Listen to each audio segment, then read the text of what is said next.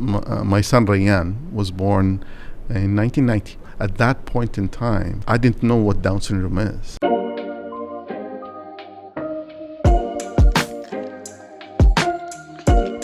Bismillah ar-Rahman ar-Rahim. Welcome to the Mo Show, episode 14. We're still at the First Ladies European Golf Tournament here in Saudi Arabia. Today, I would like to introduce the Vice President of Group Affairs for the Zahid Group, one of the sponsors here today, Mr. Bariq Ahmed Siraj. Thank you for coming on the show. You're welcome. How's everything going? How's it been so far in the four? Have you been here for all 4 days, 4 or 5 days? No, actually, I've been this is my third day. This is your third day. Yes. I don't think you've been out enough because you haven't been sunburned. The sun has been quite strong the last couple of days. Have you been indoors more? And I brought my cap. Okay, amazing. When did you start at the Zahid Group? Actually, I started January 2013. 2013. Yes. 7 years now. In which department did you start off with? I actually joined as the IT director. Okay. So I was responsible for information technology. Mm-hmm. And a couple of years in, I took over an ERP director's role as well. So I was doing both. And we laid down what we call the infrastructure for the digital transformation of the group. Okay, and mashallah, like looking at what the group has done in its investment in all things digital, it's way ahead of even some of the best companies that are around. Like I noticed 2 females walking around here in the hospitality tent, and it just recently came to my attention that they are part of the Zahid Group's head of like social media strategy and all of that. People normally outsource that. So the fact that you guys kept it in-house is a testament to the dedication and how serious you're taking social media and its impact, in the current digital age that we live in. Definitely. There's always been a great recognition or realization on how to do things the right way amongst your company. So now you are heading the group affairs. What does that entail exactly? Group affairs is basically the face of the group. Okay. Being either digital, so social media as well, in addition to relationship with other groups and governmental entities and all of that. Okay. And is this the first time you guys sponsor an event in connection with the Ministry of Sports? No. We actually sponsored the equestrian event recently. In Damery, in Riyadh? In Riyadh. Okay. It's for the Olympic run-up. Okay. This was last year? This was this year. Earlier this year? Yes. Okay. Feedback, how were you there on the ground? How I was there on the ground. Yeah. Good experience? Good experience. And mashallah, there's a lot of talent inside the kingdom, and a lot of horses as well. So our relationship as a Zahid Group started with in 2000, the Olympian medalists from Saudi Arabia that got the bronze was actually on one of the Zahid family horses. Zahid's always at the forefront of getting involved with everything that is progression related. Vision 2030. They were one of the first companies to invest in King Abdullah Economic City, setting up the lubricants plant over here. I think they're in charge of catering here today. They really try to get involved in all things that have to do with future positivity, and most importantly Vision 2030. So it's actually really refreshing to see that, and encourage more companies to follow suit, to be honest with you. How are you liking the changes you're seeing in Saudi Arabia? Is it a little different to when you were growing up? A lot different. What's your favorite change? Actually, favorite change is people are more comfortable. People can feel they can contribute, and without being hindered. And therefore, people are reaching down inside and making things happen and surprise us. I'm happy in that. Yeah, it gives an opportunity for people to be themselves. Yes. If you want to golf, if you want to ride a horse, if you want to exercise pretty much any sport, you have the ability to do so today, and you'll most probably get the full support of the government in doing that if you are promising, if you are dedicated, if you put in the work. Yep. It won't take long before the government's like, okay, you know what? Yeah, you're good. Let me invest in you, push you, so that you can one day represent the country on an Olympic level. Exactly. And you're seeing that. I have a cousin of mine who's a rower, Hussein mashallah. He is, he's phenomenal at what he does. I mean, he's got that, mashallah, 6'2" shoulders, the arms, and he's there, and he was in California earlier this year rowing away, and the government got behind him, supported him, and I believe there'll be a day that I see him representing our country on an Olympic level, and it's just super exciting to see. Definitely. I just love, Uthman al-Mullah was in your chair 2 days ago, and he said something that stuck with me, like the nicest sentence I've heard since I've been up here. And I've heard a lot since I've been here. He said, what an exciting time it is to be Saudi. Mm-hmm. That is very true. And you focus on, you talked about the sports. Also, you can look at the startups. Yeah. So many startups led by Saudis. Also, you can look at industrialization, المحتوى المحلي. Mm-hmm.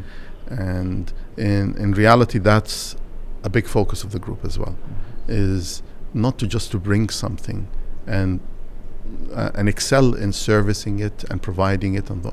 What can we do also locally? Yeah.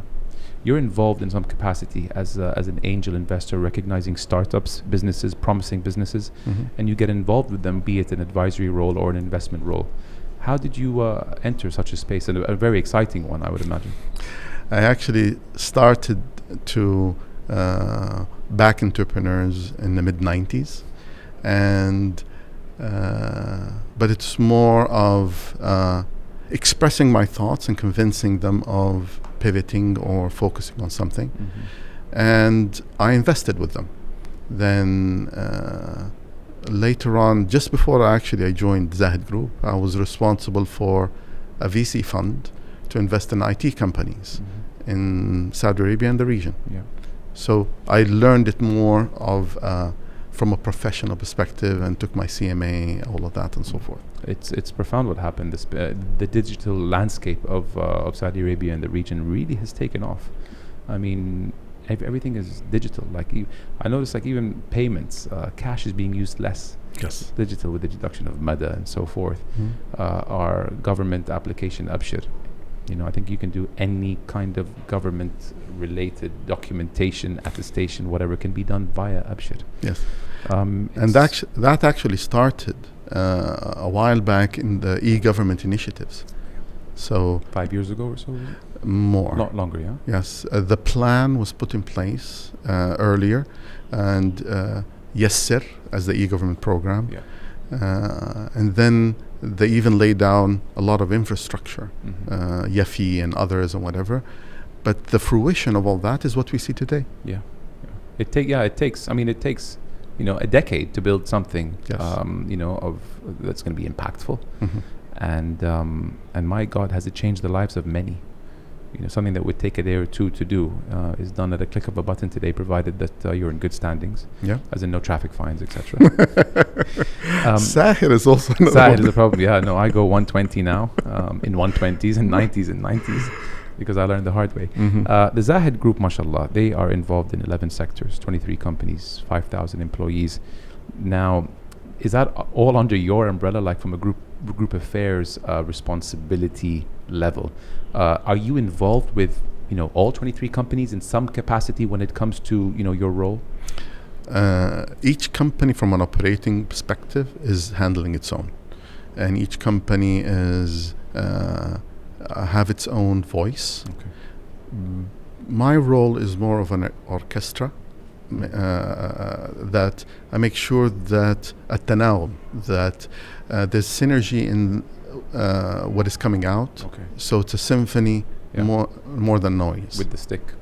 Yeah. Cat would be the oldest Yes. and largest by employees. Yes. And then there's Total lubricants business, mashallah. There's the catering. There's like a company in almost every sector out there. It speaks volumes to the strategy that those in charge have. trying to get their involvement and offer something to the consumer in every level, because Zahid are the bar. Like it's you hear it all the time. Alhamdulillah. Zahid is employee satisfaction. You hear about it all the time. Yes. MashaAllah alayhum. It's always impressive to see how they're at the forefront of what they do. You're here on the golf course today, and this golf course sits on the Red Sea. How many times were you like, you know what, I wish I got my bathing suit so I can jump into the ocean and go scuba diving, which is a part-time hobby of yours? Maybe it's more than a hobby. It's crossed your mind, I'm sure. Actually, I started to scuba dive in the 80s. The 80s, okay. So, and I've dove in California, dove in Australia, all over the Red Sea, the Egypt side. The Red Sea is so rich, and there's so much life in it.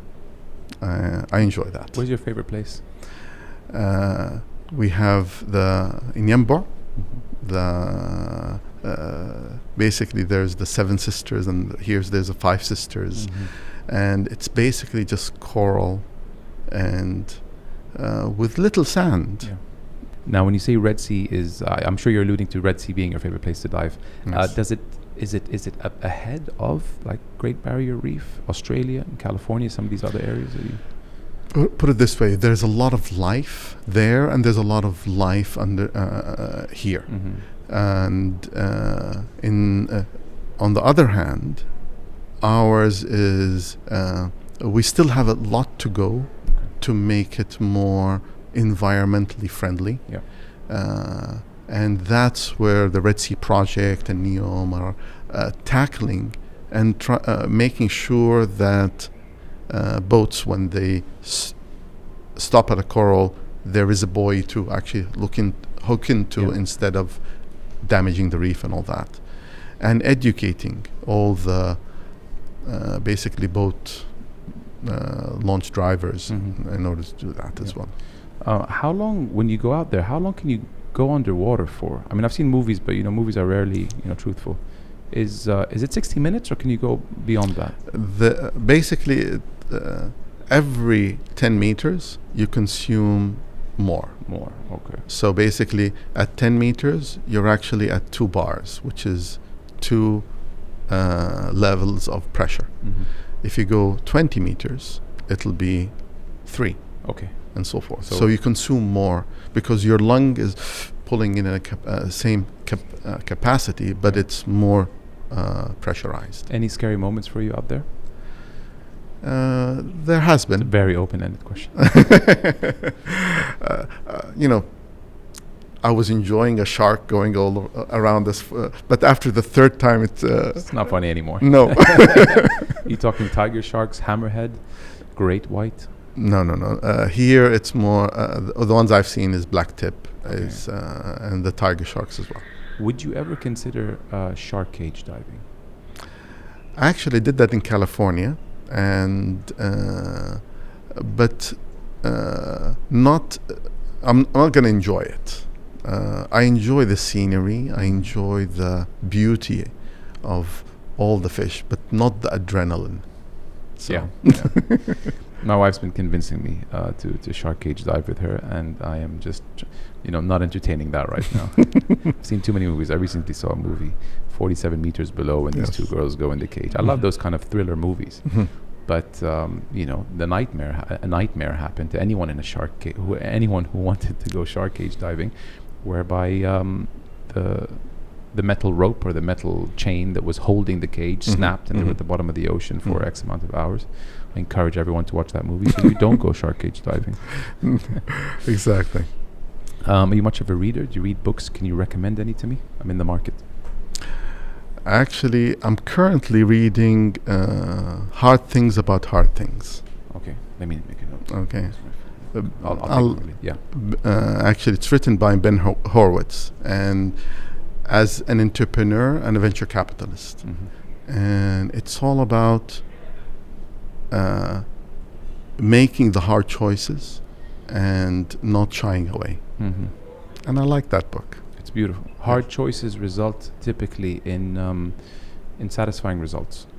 because not everyone wants to do the hard work. They want the results. Yes. But if you do what the 90% don't want to do, you'll probably achieve what the 90% won't.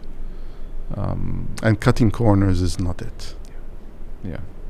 We, it's human nature to want to take the easy way out, but it's the harder things that really make a difference. Doing the hard things, doing what you don't want to do. That's true. Sun Tzu actually said, if there's water coming down the mountain, it'll go the easiest path. So we're not water. We need to understand that, but also we need to think, adapt. Yeah, exactly. Yeah, move. And actually, that's what in the environment today in Saudi Arabia is encouraging people to make those hard choices, people to decide to open that company, to a fintech, an edtech company, to manufacture. For us, as an example, we started Zahid Industries, one of our companies in Yanbu. And when we started, we actually went out to the villages around Yanbu and recruited Saudis that ended up becoming welders and painters, and now the company mashallah grew, and now it's actually moved to Jeddah في المنطقة الصناعية الثالثة, and it's actually reaching a point that it's actually being visited by you guys. They're doing something that can be achievable and صناعة محلية. That is done by because of the encouragement that we see. Yeah, the government's serious about that. Serious about pushing the made in Saudi tagline, making things locally, relying less on imports and in quality. Yeah. And that's the important part. It's big. It's important. It's something of value when you become a producing country. I mean, let's look at China. So I have a 3-year-old, and because I have a 3-year-old, I'm buying toys from time to time. Sometimes more often than I wish. And every toy is made in China. Yes. It's unbelievable. It's almost like no country can compete with them in that sector. I think maybe the economies of scale make it so easier. Cheap for them to produce one that suppliers and then distributors, and by the time it reaches our shelf here, that was the quickest way to market and the most affordable way to market from manufacturers, etc.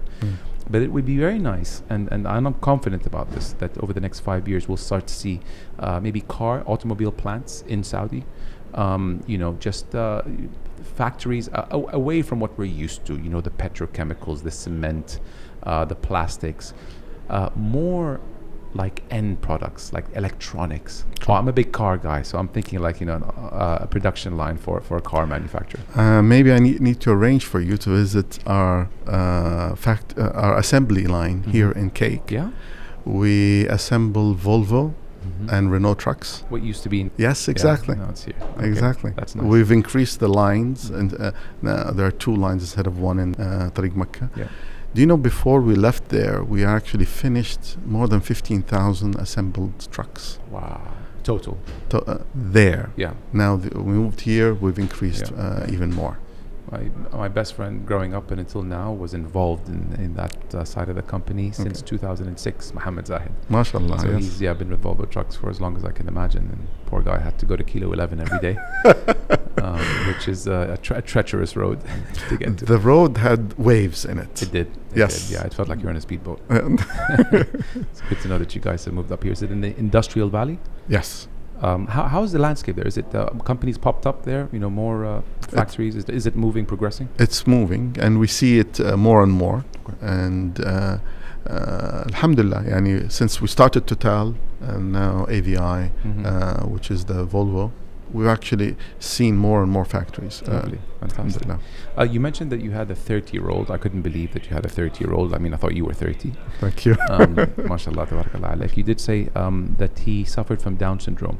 How difficult, if so, was it having, to facilitate stuff for your son in the whole world of Down syndrome? Forgive me because I know nothing about it, and I'd love to be educated about it. That's okay.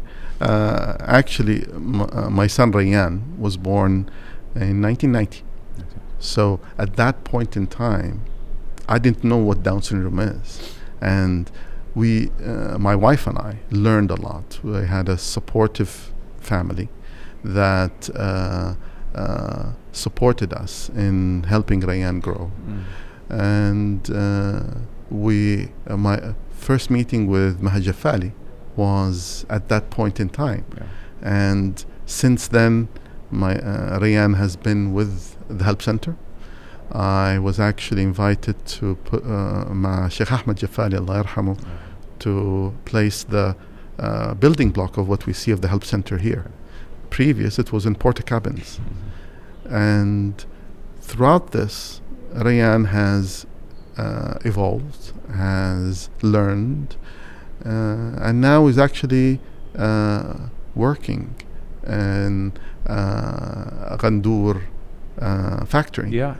Where the unit that he is in is actually using, taking the rejects of the line of production and making sure that they are made available to reproduce. Manufacture. Okay. That's it. And the unit is productivity is better than regular people. So, of course, now because of COVID-19, we opted that he stay home. Yeah, good decision. That's amazing. That's an amazing story. You touched on what Maha Jafali did. I'm kindergarten friends with her daughter Dania. I absolutely love the initiative, the establishment, the work that they do. Definitely. I don't know Maha obviously as well as Aunt Maha as well as I do Dania, but Dania I'm sure gets all her ambition and love for working with kids from her mom who established it. Of course. I love these kind of stories, you know. Sultan Ali Rida and I'm Walid Zahid, starting Jeddah Institute for Hearing and Speech. Yes. You know, giving back to the community. Is there anything better that you can do on this earth than helping someone, changing their life for the better? And both those, you know, four aforementioned people do that on a daily. You know, they help people, and it's just an amazing thing to see. And in reality, God wants us to do that. It's basically your Ibn Adam, when after they pass away. This is one of the things that keep on contributing because you did a good deed. Yeah. Alhamdulillah. Alhamdulillah, indeed. What advice do you have to these young Saudis entering the workforce right now? You know, you've got kids born in 1998, all of a sudden being 22 years old. They're looking for jobs. And even maybe younger than that, those entering university. What advice would you have to those who are looking to start their career? First of all, choose your first hire, first company that you join very, very carefully, because you want somewhere that you can grow, that you can, it sets your pace as an individual. So when you're in a professional organization, you're in better, that tone continues with you forever. Yeah, the cultivation process, you know, them having your best interests at heart, putting you in the right spots. If a department didn't work for you, them recognizing that and adjusting you to one that can, you know, I mean, I can speak from experience. I was involved in a department for a year and a half that I wasn't too good in, honestly. And my work, thus, because my heart wasn't into it, wasn't as good as it could have been. Shifted to marketing, and I mean, I think I excelled there.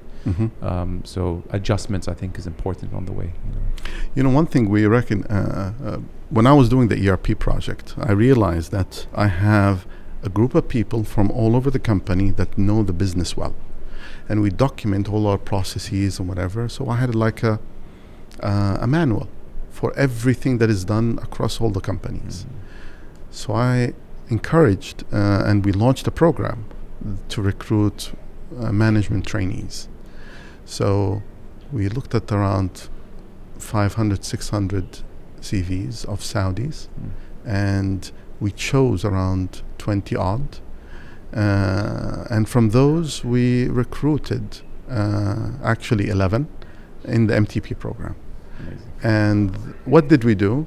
We had them go through the program for over 2-year period, where they learned the processes, were able to contribute, and set them in to become the middle management of the future, inshallah. And the amazing thing is that out of the 11, there were only 3 males, and the rest were females. Love those stories. They showed us that they have better talent that for us to be able to recruit, and we took them through paces. So we had them first month present, second month present in front of committees. We asked them to learn and come and show us what they've learned. Yeah. Alhamdulillah. Feedback, yeah. Thank you so much for taking the time. You're welcome. Joining us on the podcast.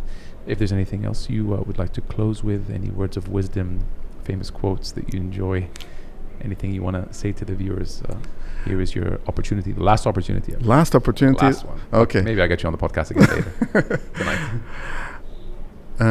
My son loves your podcast, Oh Abdulaziz. Thank you. He's the 27-year-old. Thank you. Tell him I really genuinely appreciate that. Definitely. Thank you very much. And thanks for taking the time, and I'll keep seeing you, I think, throughout the day. Inshallah. All right. Thanks. All the best. You too. Thanks so much. Bye-bye.